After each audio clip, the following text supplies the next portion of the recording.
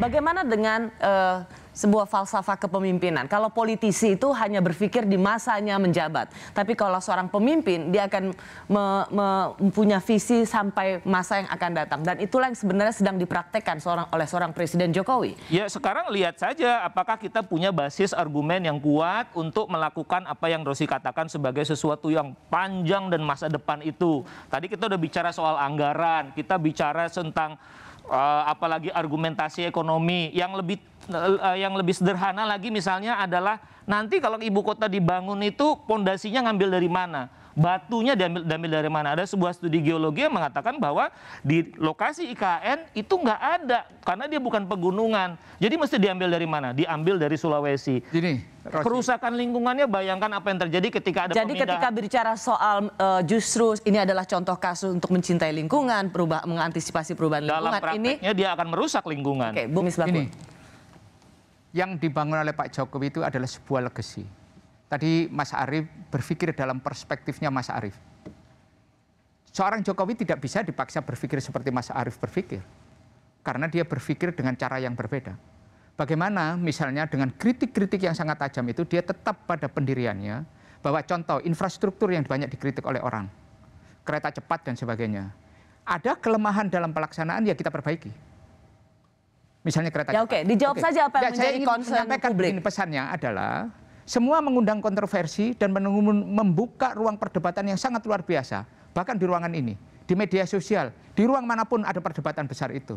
Tetapi ini adalah legasi yang mau dibangun oleh seorang presiden. Saya lagi khawatir, Rosi, legasi yang dikatakan oleh Bung Misbahun itu dimiliki oleh Pak Jokowi betul, tapi orang-orang sekelilingnya, kalau pakai bahasanya Bang Faisal lagi, ngejorokin.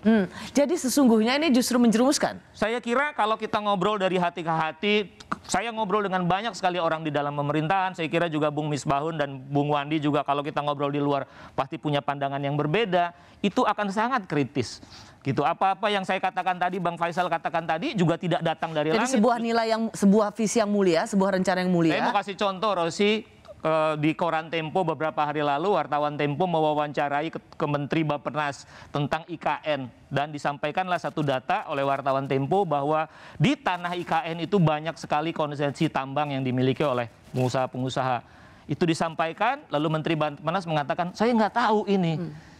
Bayangkan itu, dan itu tertera di dalam koran Tempo secara eksplisit gitu. Jadi bagaimana seorang Menteri Bappenas yang otak dari semua rencana pemindahan ini itu abai pada detail-detail yang saya katakan tadi. Anda melihat ini menjadi satu kecurigaan besar karena lahan-lahan itu sudah menjadi konsesi pengusaha-pengusaha di balik pengambilan kebijakan ini. Betul, ya maksud saya bukan sekedar itu, tapi bahwa rencana pemindahan ini disusun dengan banyak sekali lubang-lubang gitu. Jadi nggak tahu nih para perencana ini. Sudah lihat sendiri belum tempatnya di sana?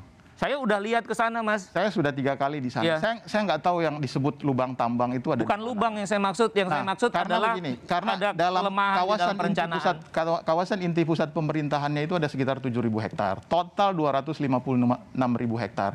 Berapa persen sebetulnya yang dipersoalkan?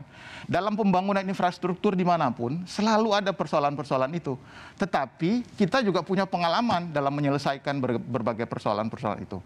Nah, justru karena kita punya pengalaman itu, kita tahu bahwa yang namanya pembangunan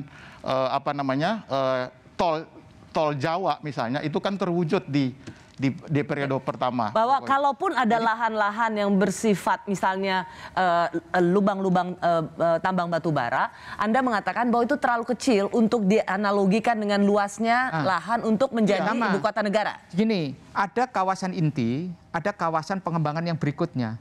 Kawasan intinya nggak ada yang itu. Kalau kemudian dari 265.000-nya itu ada, di sebelah sananya, wajar luas hampir 300.000.